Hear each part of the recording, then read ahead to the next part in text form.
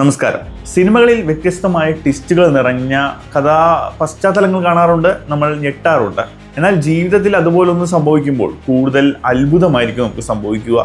നമുക്ക് ചുറ്റും ഇങ്ങനെയൊക്കെ സംഭവിക്കുന്നുണ്ടോ എന്ന ആലോചനയും നമുക്കൊന്നും അത് പറ്റരുതേ എന്നുള്ള ആഗ്രഹവുമാണ് ആദ്യം വരിക. ഇപ്പോൾ സംഭവിച്ചിരിക്കുന്നത് അതുപോലെ ഒന്നാണ്. ഏറ്റവും ഞെട്ടിക്കുന്ന വസ്തുത അത് കേരളത്തിൽ തന്നെയാണ് എന്നതാണ്. ഉയർന്ന പോസ്റ്റിൽ നിന്ന് റിട്ടയർ ആയ ഒരാൾ സാധാരണ രീതിയിൽ ലളിത ജീവിതം നയിക്കുന്നു. യാത്രയെല്ലാം ഈ കാലത്തും സൈക്കിളിൽ മാത്രം. കിട്ടിയ പൈസ ആർക്കും കൊടുക്കാൻ ഉദ്ദേശമില്ല.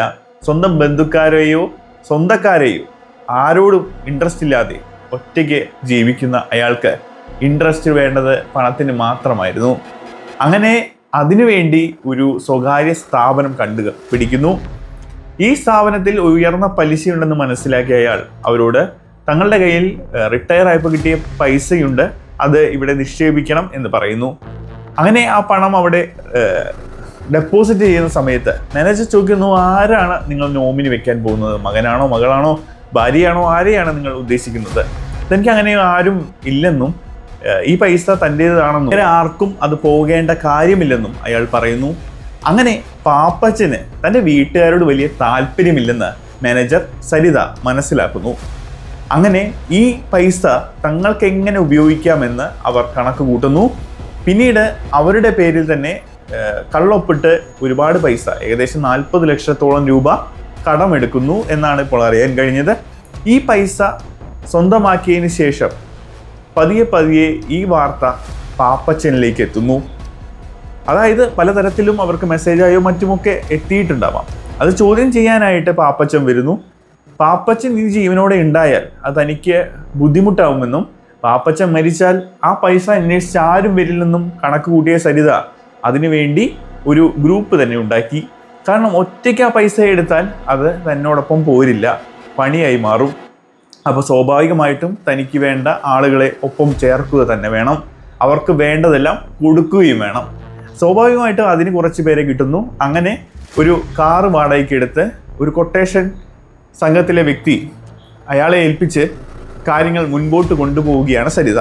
വെറുതെ ഒരാളെ കൊന്നാൽ പോരാ, കാരണം അതിനുശേഷം അതിൻ്റെ പ്രത്യാഘാതങ്ങൾ, അത് പോലീസ് അന്വേഷണമായി വരികയും ജയിലിൽ പോവേണ്ടി വരികയും ഈ പണം നമുക്ക് ഒരിക്കലും ഉപയോഗിക്കാൻ പറ്റാതാവുകയൊക്കെ ചെയ്യുമെന്ന് മനസ്സിലാക്കിയ അവർ ഒരു കാര്യം തീരുമാനിച്ചു: വെൽ പ്രിപ്പയർഡ് ആയിരിക്കണം, ഒരു തരത്തിലും അവർ പിടിക്കപ്പെടാൻ പാടില്ല. അപ്പോൾ സ്വാഭാവികമായിട്ടും വണ്ടി ഓടിച്ച ആള് മദ്യപിച്ച് ഓടിച്ചാണെങ്കിൽ നോർമലാക്കി മാറ്റാമെന്ന് അവർ കരുതി കാണും. അങ്ങനെ സ്വാഭാവികമായിട്ടും മദ്യപിച്ച് ഒരാൾ വണ്ടി ഓടിക്കുന്നു, അയാളുടെ വണ്ടി ഇടിച്ച ഒരാൾ മരിക്കുന്നു, അങ്ങനെ വിട്ടുകളയുന്നു.